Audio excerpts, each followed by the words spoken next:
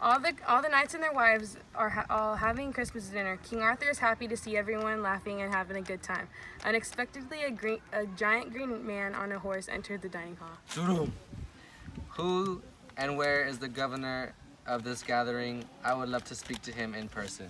As the Green Knight looked around to find the man in charge, the men were in awestruck with no answer, but just glances exchanged from other guests. After a few seconds of silence, King Arthur spoke up. Hello, good sir. I am King Arthur. We can talk when you join us for dinner.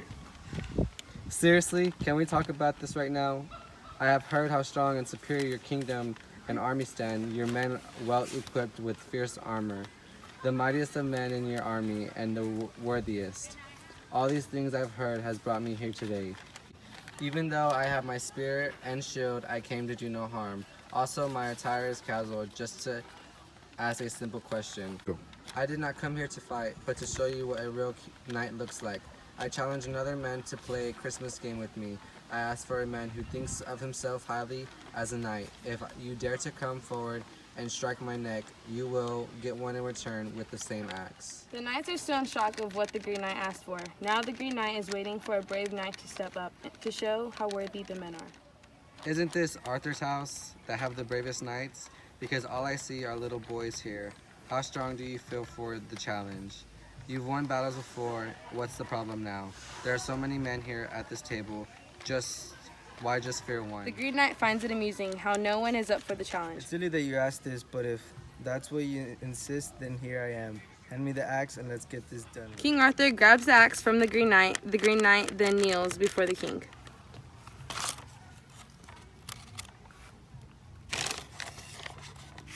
Excuse me, Lord. Let me be the one to do this bidding. I'm the boldest knight that has entered any battle. If I were to lose my life, I wouldn't be missed. This is silly for you to be in this situation, so hand over the bidding to me. Sir Gawain expected the deed from the Green If you Knight. do it right the first time, there won't be an issue when it comes to your turn. I am Gawain, the knight, and will give you this blow, and I will return in 12 months for you to do the same. Just for your courage that was intended for the king. In order to receive the blow, you will need to find me. Where can I find you? Whatever, just tell me your name and I'll ask around. This is awesome to hear. Nothing else is needed. To tell you the truth, after you give me this blow, I will tell you the information needed. Now grip your weapon and let's see your fighting style. Gladly. The Green Knight stood and slanted his head down to expose the flesh. His long locks went over his crown, showing the neck is ready to be cut off. Gawain then gripped his axe and swung for the Green Knight's neck. The axe severed right through the bone and blood went everywhere as his head bounced on the floor. But the Green Knight stayed still and quickly grabbed his head, and then sprung on his steed as blood dripped from his axe. With his head in his hand, he faced the head towards Gawain. Be prepared to perform what you promised. Have faith when searching for me, my fine fellow. You're making an oath to your king to go in search of the Green Chapel to receive the stroke as you gave me. On the day of New Year's, your redemption is due. If you ask around, you will find me. So come or else you will be called a coward accordingly. The Green Knight then takes off on his steed. As he takes off, no man knows of where this knight lives or took off to. King Arthur was honored too, but also hurt. Along with this, he did not show it. Don't be discouraged. The party still must go on. However, I am able to feast having seen a wonderful sight of you. King Arthur then glances at Gawain. Now, sir, please hang up your axe. You have done enough. And in front of a black cloth above the self hung the axe boldly where all men will see how wonderful Gawain is. The king and Gawain were served double portions, leaving them partying till darkness.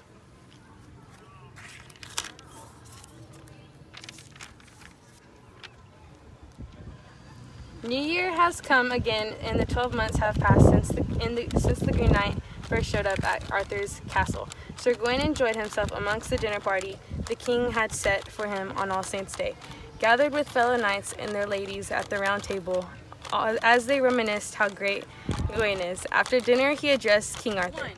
Now, King Arthur, I must leave this castle and set forth seeking the gallant in green, for I accept his return blow. Thank you for this wonderful feast, king and kingsmen alike. Gawain then set forth ready in his armor. He leaves the castle and begins to search for the Green Knight. Have you ever heard of a knight in green? I have not heard of thee. Gawain continues to search for the Green Knight. After receiving no help from the people, as he camps out for a night, he prays to God to help him on the search. I beseech thee, Lord, and thee, Mary, motherless mother, so dear help me find what I seek. He then comes across a castle physically described having a barbican and wonderfully white pinnacles across the towers of the castle. He then enters the premises and is approached by a silver porter. Good sir, send a message to your high lord, asking that I may stay. Yes, by St. Peter. You may lodge here as long as you would like. The silver porter then helped Sir Gawain off his horse and welcomed him into the castle. Welcome to my castle, for I am the prince. What's mine is yours. Make yourself at home. Thank you for your hospitality. After hours of eating and playing a game, Sir Gawain, the lady, and the prince exchange kisses to go to bed. Back at the castle, Sir Gawain was found asleep as he heard his door open to find the lady had came in and snuck into his bed. Gawain was acting like he was still asleep, but he was debating on whether he should just wake up and ask her what she needs. Good morning, Sir Gawain. You are really unsafe if I snuck in so easily into your bed. I might as well tie you up unless you would like a truce. Good morning, happy lady. Tie me up, and I will then surrender quickly, which is a great way to go. A real knight would kiss me. The next day, the prince made an offer to Sir Gawain before he left. Another night, for the Green Chapel is but 2 miles away from here. Why, thank you, kind sir. Sir Gawain is awake and asked his servant to go and get his clothes and armor. Also saddled his horse, the servant brought back 2 outfits, one which was rich in royalty, and the second was not of great value. Sir Gawain chose the casual outfit because he wanted to be seen honorable. Once Gringolet was all ready to ride, Gawain got on and thanked the caretaker. I appreciate your helping hand with my steed. He then gave the spur to Gringolet and they took off. As the gates opened, the prince blessed them as they went off. Good day.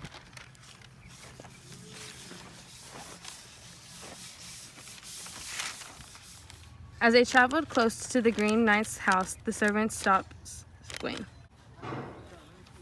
I have guided you this far, and we weren't very far from the place. I care too much about you. Please don't go through with this. Everyone who has faced the Green Knight has not made it out alive. Sir Gawain, please leave this grim man alone. Turn back on another road and go to the woods. In the name of God, please leave and don't look back. I will not tell anyone you fled. I appreciate this offer. You are a very worthy man, and I'm sure you will keep this secret locked in your heart. But I cannot take this offer, for I will become a cowardly knight with no excuses to the Green Chapel. I will go to pay my debt, and whatever happens, it is for good. I guess if you really mean it, you are the one to blame. If you chose death, I will no longer bother you. Here's your lance for your hand and your helmet. Take this road till you cross the cliff and arrive at the bottom of the ravine.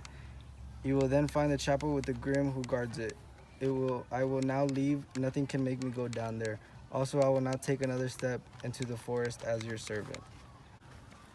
The servant then hit the horse with the spur, leaving Gawain alone. By God, I swear I will not weep or groan, as God will take care of me, and trust shall be shown.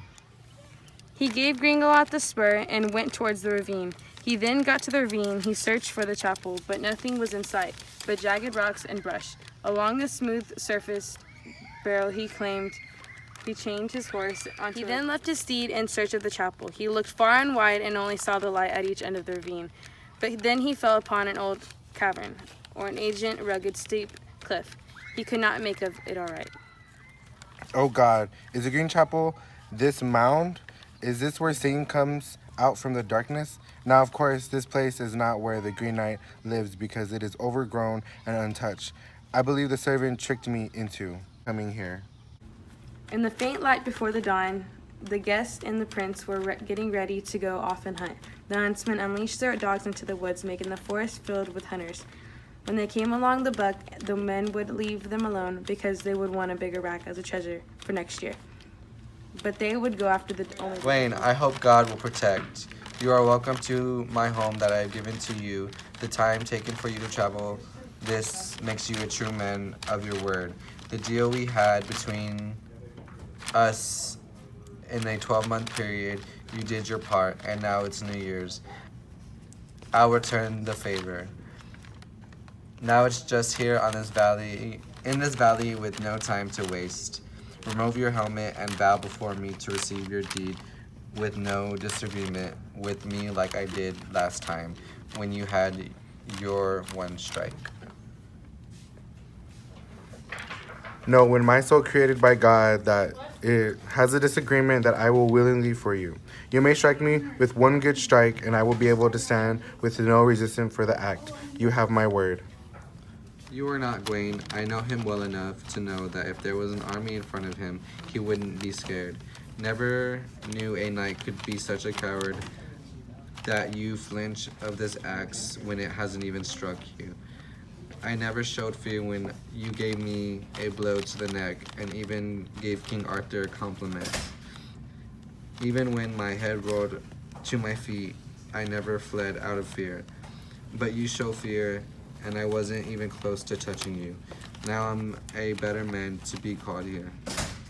That I am still here for that deal, you have my word, that I'll be able to withstand your strike. While the Green Knight is contemplating to attack Sir Gawain with the axe, that now he has a firm grip on it. Now you all of a sudden have a big heart. To take this deal, you receive the blow. Even that you're one of the highest in King Arthur's knights, that your neck is now preserved. And now that you take advantage of this opportunity. Hurry now, you threatened me already enough, so now do it already. It feels like you lost your self-confidence to do something about it. As the Green Knight is in position to swing the axe upon Sir Gawain's neck, as the axe is driven into his neck, that barely the fat on the skin falls to the floor, with a small cut on his neck. After Sir Gawain notices the blood dripping from his neck to the snow, slowly steps up that he begins to hover his arm. Stop. Don't you dare swing at me again with that axe that you've already done. You're part of the deal. If you like to do another strike that I have got yours, then I didn't fear it. You have now paid your debt, and you are now free. I release all other things I have said before. If I were to have more energy, that one strike would have made you suffer more. Foolish of me to make a mistake. I was right about the knights in King Arthur's house. You have kept your trust in me.